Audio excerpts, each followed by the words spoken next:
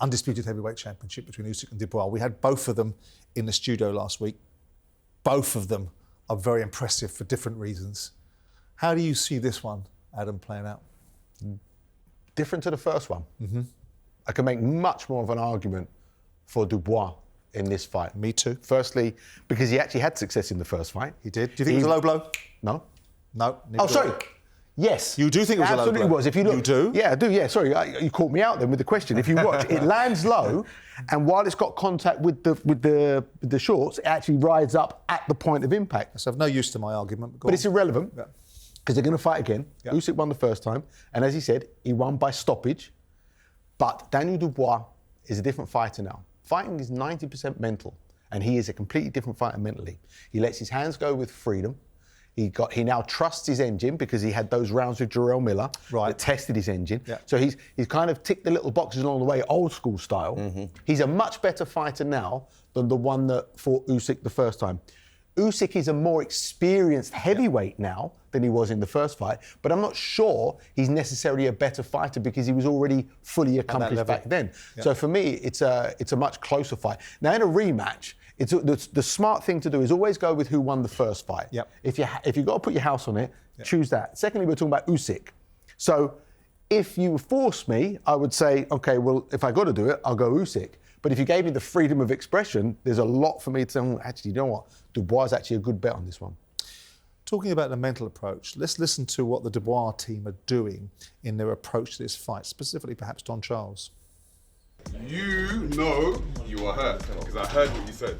You know. It's your opinion. No. It's your opinion. No, it's my opinion. Yeah. It's your reality. Not my reality. But your minute of fame. Stop. It's my time. The referee went, and then you went. And then he said, See you 18, July? Maybe 19 July. The acting you did that night, you've heard of the Oscars, right? The Emmys. You should be given an Oscar. I win this fight for right my hand, like a jab. Bam! Enough. Nobody's denying that, but I shall not cheat. Left sit. It's going to be a bloodbath. I want to just put all the controversy and all of that nonsense to rest and show that I'm a man of the future. On the ring, on the night, he'll be doing a funny dance in the ring when I hit him. Kingslayer. Spence, they're pulling at the low blow, Fred. I'm not sure that it has as much merit as they might think it has. What do you think of their strategy? Well, I think that's really all they've got to go on, is that low blow. I don't think it was a low blow, personally. I think it was a legit shot. And Oleksandr Usyk done what an experienced guy would do. He went down and stayed down there. The referee gave him that allowance, so why not? That's what he's going to do. That's the game that we're in. But they're clutching, obviously, Don Charles and the team, and George Fox's son there, we saw that. They're just trying to get into the head of Oleksandr Usyk, but Usyk's not that guy. You can't break him that way. I don't see Usyk biting on this. I don't think he cares. He keeps on talking about that's in the past. It's the here and now. Do you see any bites on it? Listen, he's well-travelled, Usyk. He's been in every guy's backyard. He knows what it is. He knows the game inside out. No, he's not biting on that. That's the point. I agree with Adam in so many ways that now Daniel Dubois is a totally different animal to the first guy he boxed. Oleksandr Usyk maybe isn't that different guy, but he has the ability to adapt and change things and change it up a level. It's whether Daniel Dubois can go with it as well. But it's a different fight. Does this sell out Wembley, Adam? Because I made a point that I felt that Usyk Dubois, despite the fact that this is a real fight, this is not narrative created, this is two heavyweight champions that are at the peak of their powers fighting for a world title. I made the point that I thought, this might struggle to sell out Wembley. I know Frank will not have that and say they've sold 60,000 instantaneously. Do you think it's a sellout? Here's the funny thing about boxing as it is now. We're talking about, but will this really sell out Wembley Stadium? Go back to Wembley Stadium when Bruno fought for the World Heavyweight title. Absolutely. And look at the crowd then. Absolutely. How many did that sell? 30? Absolutely. Okay, so put it this way. We've raised the bar. It's going to sell more than enough for everyone to be happy with their share of the pie. When we were in last week, we were talking to Frank Warren and Don Charles about the two fights that Usyk has had with Tyson Fury and those 24 rounds and the potential impact it might have had on Usyk. Because there was a school of thought. I know that the Fury camp wanted to put this school of thought out there. I think after the first fight, I think Frank did it, was that Usyk was in worse shape after the fight than Tyson Fury was. Do you see any legs in that particular narrative about how much of a war he's been in the last 2 fights with Tyson Fury? No, because I don't think they were physical wars. I think they were technical wars and energetic wars. Remember, he is naturally the smaller man. Yeah. So by definition, he has to do more just to have a level playing field. So he has to do that much more to get ahead. So I just think that they are these are physically monumental challenges for Usyk because he is so much smaller naturally. Technically, he's got the game, but these heavyweights are big, dangerous guys. And, you know, was Usyk 6'3"?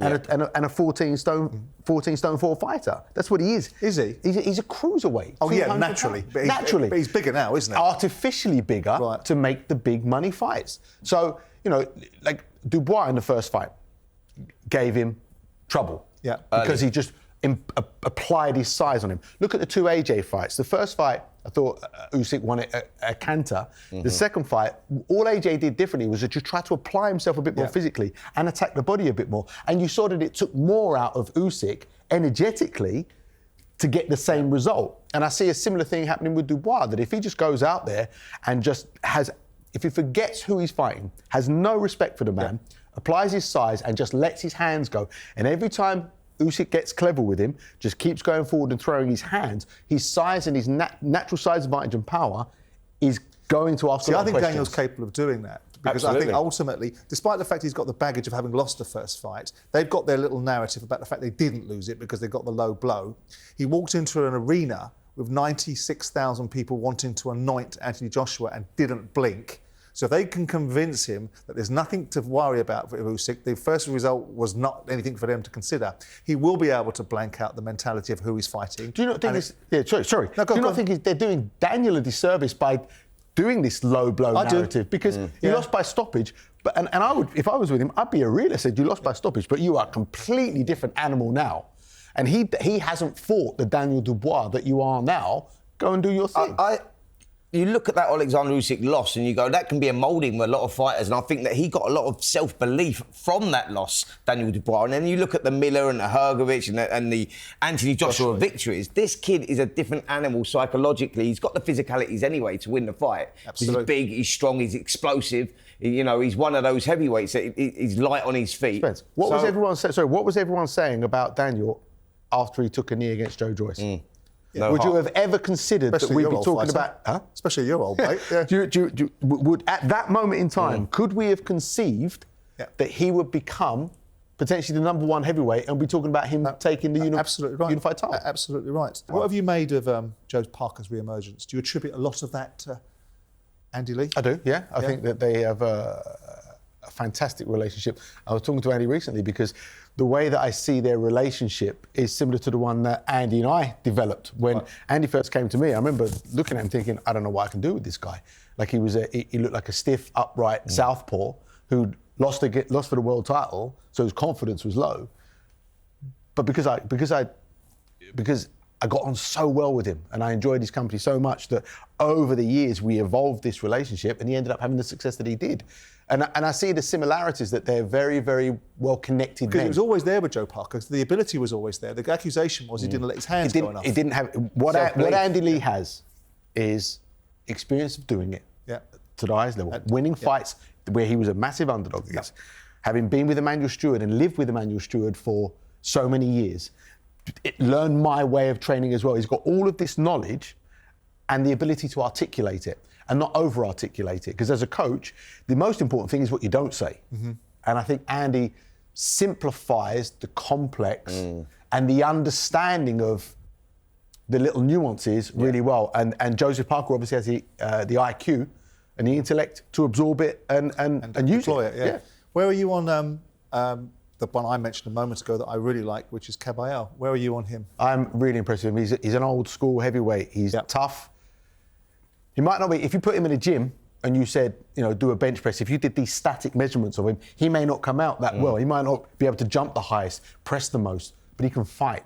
And he's got that toughness and that resilience that you cannot get in a controlled environment.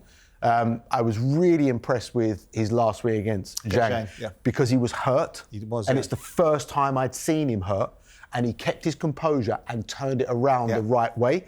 Any heavyweight that can make you work, recover, deal with the power that you put on him and keep serving it back up, he's going to be a nightmare for anyone. Frank Sanchez, the performance he put in against Sanchez as well, who's totally different. He's not that big, strong guy that can whack the way he does. He's got a lot of movement and he's slick and he worked that out, figured that out, attacks to the body. I think that Caballero is the most dangerous heavyweight out there right now. So do I right now. I mean, obviously we've been campaigning for Bacoli, and we'll talk about him perhaps. But just going back to Caballero and a fighter that I think I know that you like, how do you think he would fare against Lawrence Okolie? And what do you make of Lawrence Okolie as a heavyweight now?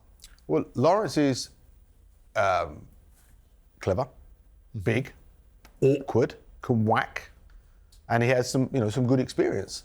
So as a heavyweight, he's got the frame for it. So as a heavyweight, absolutely, you have to put him in the mix. And how lucky are we that we've almost got too many heavyweights to talk about that we can put in the mix, and he definitely fits into that conversation. Would you pick Caballero to beat Okolie? That's a hard question. With what we've seen up until now, yes, because Lawrence still has to prove himself at a level at heavyweight. So at this moment in time, yes, but that doesn't mean that Lawrence won't go and prove himself. Fascinating. We'll wait and see.